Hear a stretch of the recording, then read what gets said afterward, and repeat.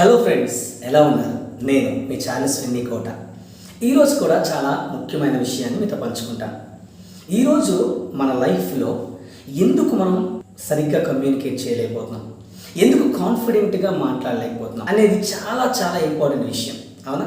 What is the root cause అంటారు దీన్నే. ఈ రూట్ కాజ్ ఏంటి? ఈ రూట్ కాజ్ కనుక నువ్వు తెలుసుకుంటే నీ లైఫ్లో చాలా వరకు సక్సెస్ మీరు సాధించగలరు. ఇందులో 3 ప్రాముఖ్యమైన అంశాలు ఉంటాయి. అందులో ఒక విషయం మీతో నేను పంచుకుంటాను.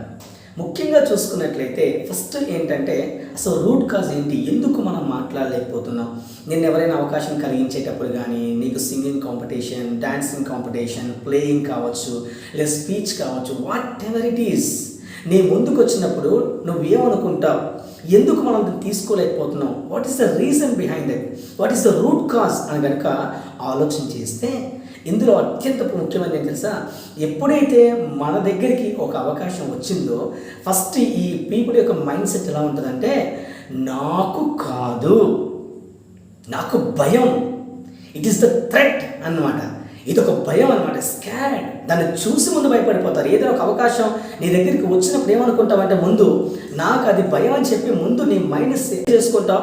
నాకు కాదు, నా వల్ల కాదని చెప్పి దాన్ని తోసేస్తూ ఉంటావు. అంటే ఇలాంటి పీపుల్ యొక్క మైండ్ సెట్ ఎలా ఉంటుందంటే, వచ్చినటువంటి అవకాశం పట్ల వాళ్ళకున్న అవగాహన ఏంటంటే, నాకు వద్దు, నాకు భయం, నేను చెయ్యలేను, నా వల్ల కాదు. సో కాబట్టి వాళ్ళ ఉన్న మొట్టమొదటిది ఏంటంటే భయం. ఇట్ ఈస్ థ్రెట్ అనమాట.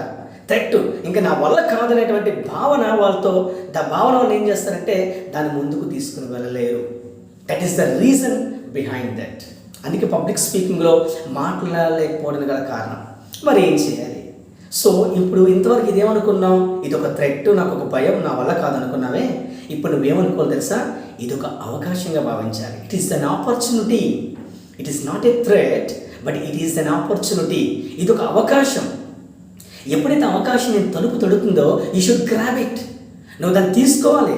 నీకు విషయం తెలుసా? ప్రపంచంలో ప్రఖ్యాతి గాంచినటువంటి వాళ్ళందరూ కూడా వాళ్ళకు వచ్చిన అవకాశాన్ని సద్వినియోగం చేసుకున్నారు.